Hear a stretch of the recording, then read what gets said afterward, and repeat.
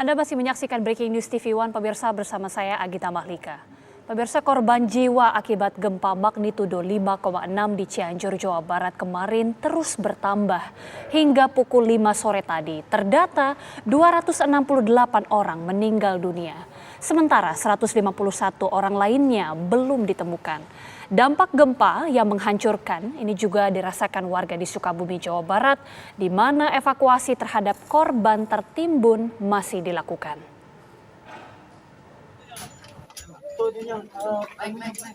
Regu Alfa Basarnas kembali mengevakuasi korban yang tertimbun reruntuhan bangunan akibat gempa magnitudo 5,6 Cianjur.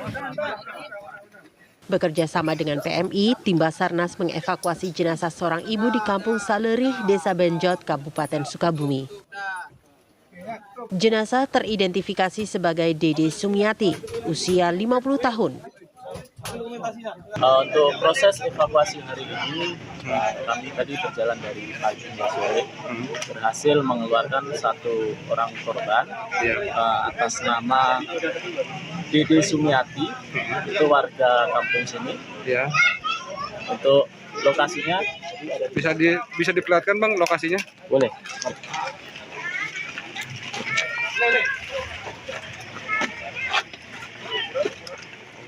Ada kesulitan apa Bang yang didapat oleh teman-teman SAR dalam evakuasi? Kesulitan kami tim SAR gabungan adalah karena korban itu tertimbun di lantai dasar. Ya. Rumahnya lantai 2, jadi kami harus menggali. Makanya itu prosesnya membutuhkan waktu yang agak lama. Ya. Karena saat proses evakuasi tadi juga ada beberapa kali gempa susulan, jadi kami sempat beberapa kali keluar masuk.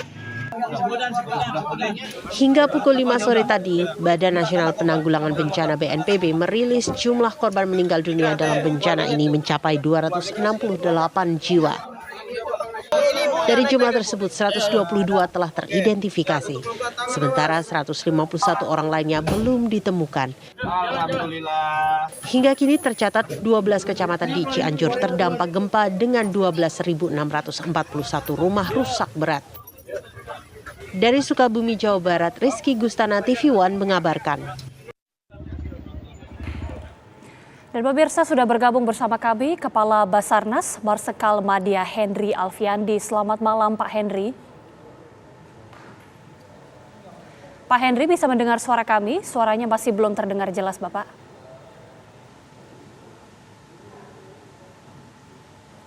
Baik. Pak Henry, boleh dicoba sekali lagi karena suaranya masih belum jelas terdengar Bapak. Sepertinya masih di mute.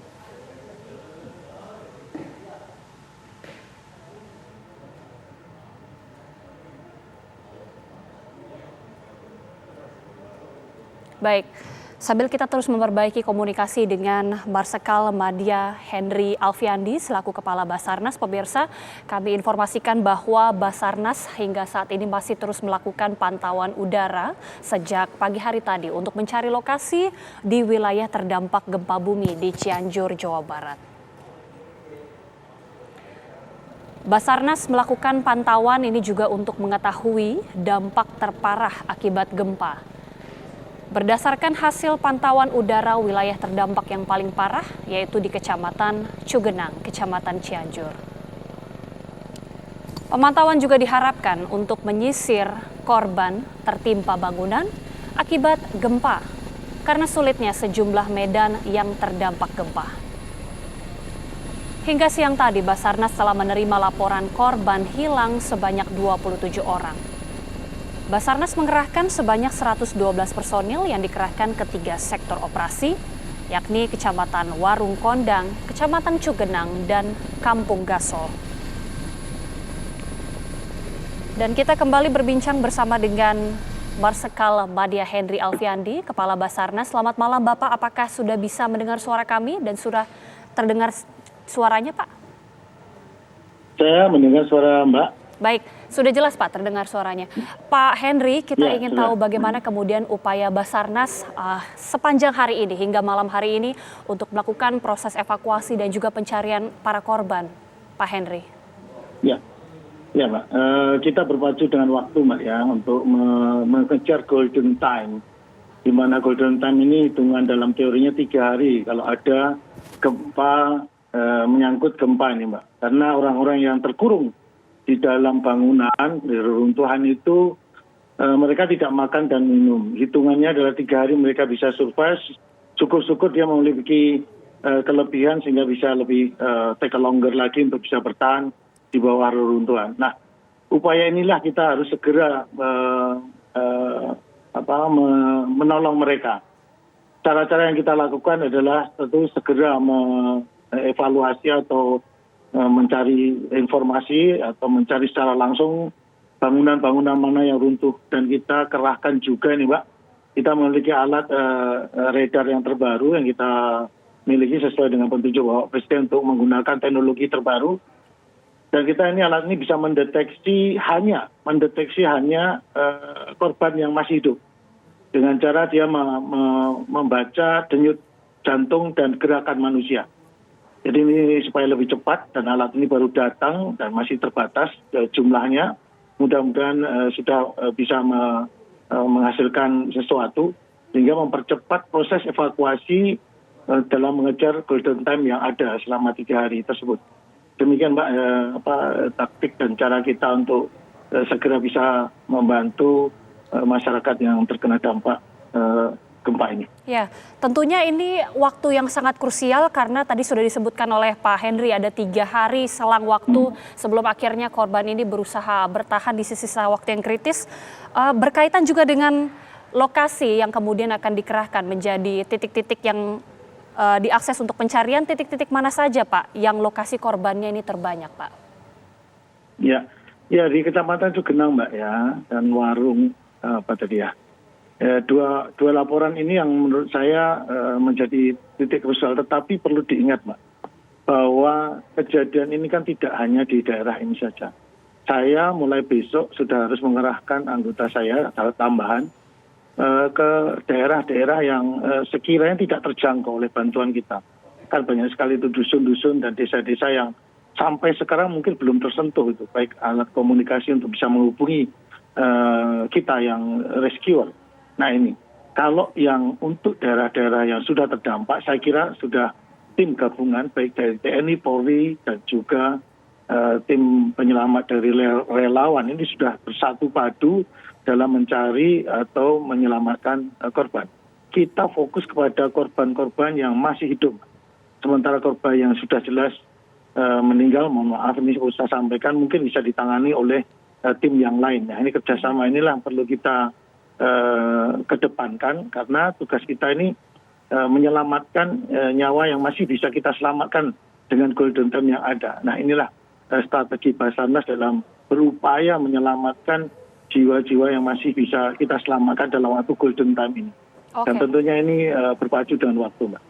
Untuk yang masih hidup yang seperti Bapak gambarkan tadi, ini proses untuk pencariannya seperti apa Pak? Untuk teknisnya, dan juga tadi Bapak sempat menyebutkan ada fokus ke beberapa wilayah-wilayah yang terisolir. Seperti apa nanti proses dan juga skema yang akan dilakukan dari Basarnas? Ya, hari ini tadi kita sudah melakukan observasi dari udara dan melihat di berbagai titik daerah yang sudah kita curigai terjadi kerusakan yang cukup fatal yang kita perhitungkan belum tersentuh oleh bantuan yang bisa datang secara cepat. Ya, saya yakin ini banyak terfokus di kota ya Mbak. Dan mulai besok kita sudah harus kita datangi dan kita turunkan dengan helikopter untuk bisa memberikan bantuan. Ya, mudah-mudahan apa yang dengan upaya ini kita bisa lebih banyak lagi menyelamatkan korban-korban terdampak reruntuhan, terutama yang masih belum bisa kita keluarkan dari bangunan rumah atau bangunan yang lain yang belum bisa kita evakuasi atau mendapatkan pertolongan dari tim Basarnas dan relawan. Demikian Pak. Apakah sudah ada data Pak, berapa total desa ataupun berdasarkan pemetaan dari Basarnas, lokasi-lokasi ataupun desa yang terisolir yang nanti akan difokuskan untuk proses pemberian logistik dan juga beberapa bantuan itu Pak? Dan sementara kita 4-5 desa sementara ini Mbak, karena tadi siang laporan dari tim kami yang melihat desa tersebut kita belum tahu, tetapi koordinat sudah diberikan oleh Kapten Pilot dan mudah-mudahan kita besok bisa menuju ke sana, Mbak. Sambil kita mengobserv dan membawa tim Basarnas Special Group untuk kita turunkan. Jadi kita sambil observasi yang kemarin hari ini kita curigai dan mereka turunkan untuk segera memberikan pertolongan secepatnya. Ada 4-5 desa yang sampai saat ini dalam pantauan Basarnas akan segera menjadi fokus. Melalui pantauan udara apakah sudah terlihat Pak mungkin kondisi dari warga ataupun korban yang berada di desa tersebut seperti apa saat ini? Siap, yang digambarkan itu adalah bangunan runtuh ya Mbak. Bangunan runtuh yang kelihatan cukup parah ya, itu yang kita curigai. Sementara kan masyarakat juga dalam kondisi kepanikan ya. Kita hanya melihat sekilas seperti yang tampak sekarang ada di layar, seperti itu kita tambahin dan kita datangi besok Mbak secepatnya untuk kita darati dan kita kerahkan tim AJU untuk membuka komunikasi dan mungkin segera melapor ke pusat untuk perbantuan dan kita akan segera mengarah ke sana. Dan mudah-mudahan yang terdampak paling banyak dari terutama di daerah Kecamatan Cugendang itu bisa ditangani oleh tim bantuan yang lain.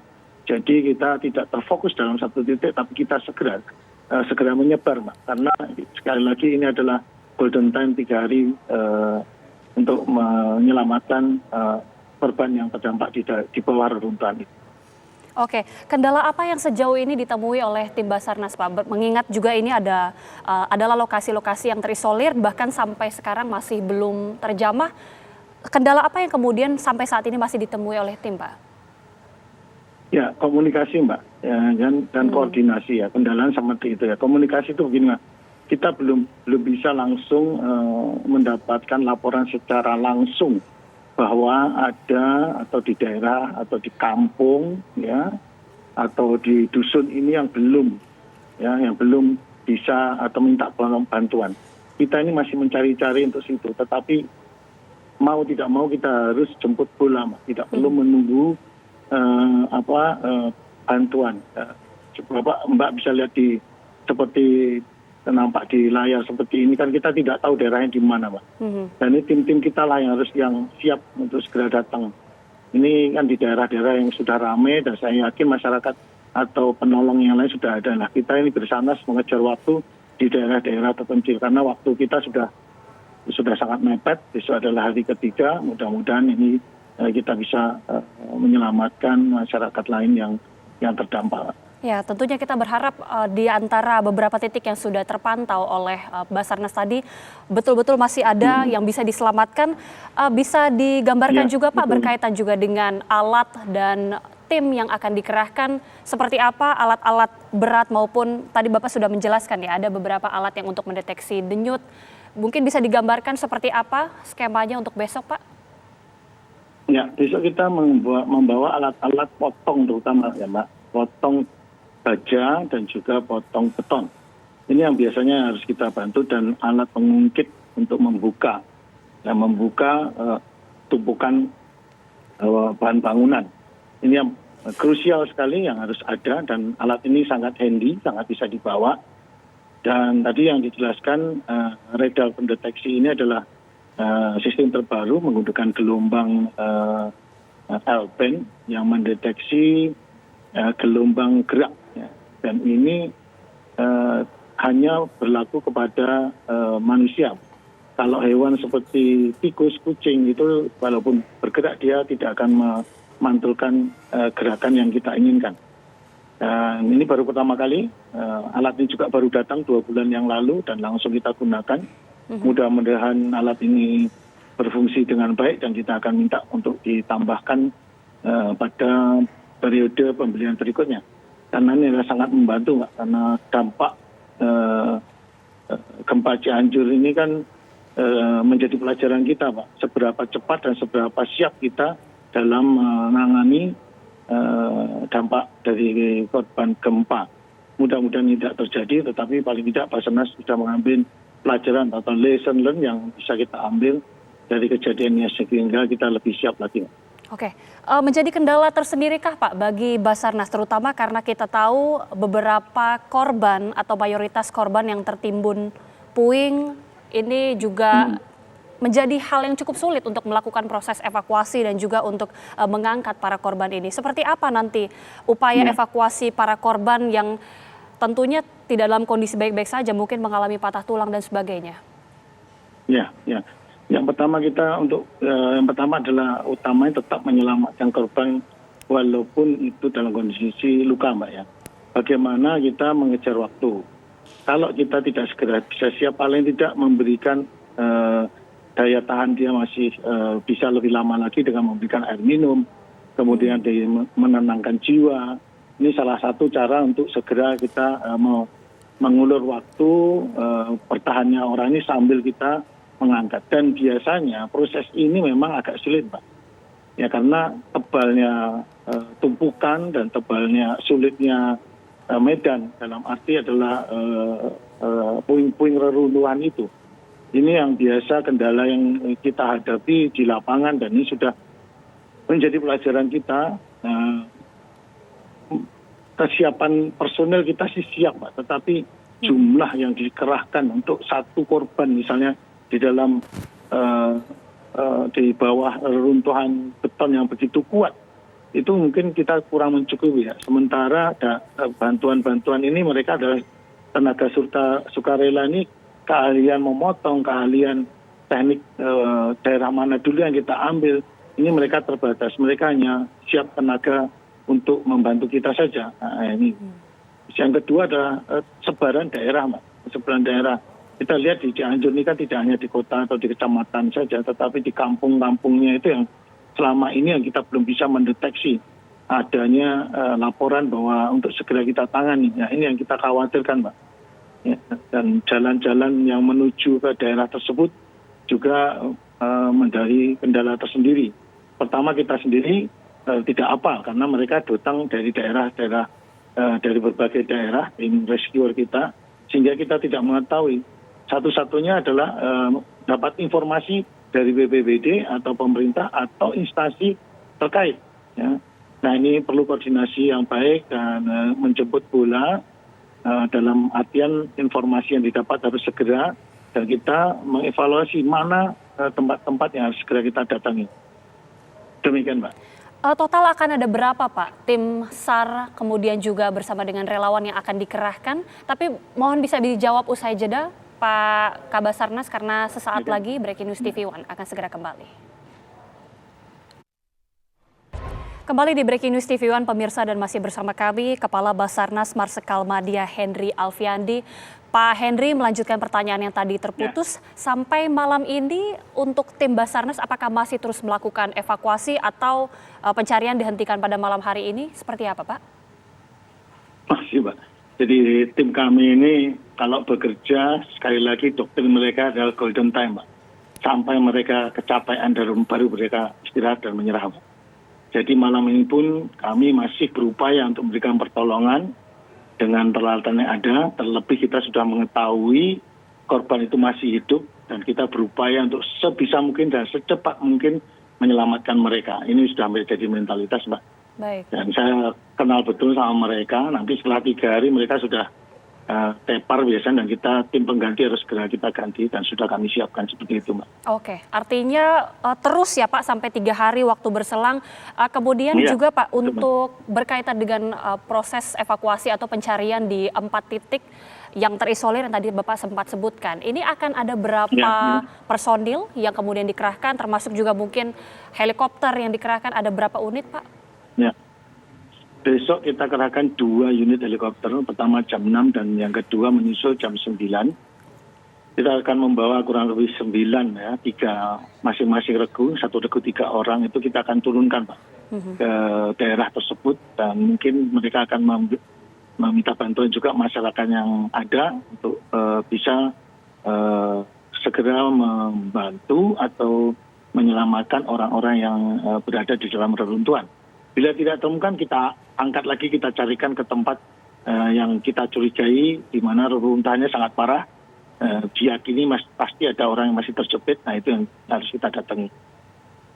Kira-kira begitu Pak. Ya, dan tim yang kita turunkan ini dari Basarnas Special Group Pak, dari Jakarta. Kita tambah 6 orang yang baru dan yang sudah ada di lapangan besok akan kita ambil dari lokasi pendaratan di Batalion Raidon 400. Kita akan berangkat.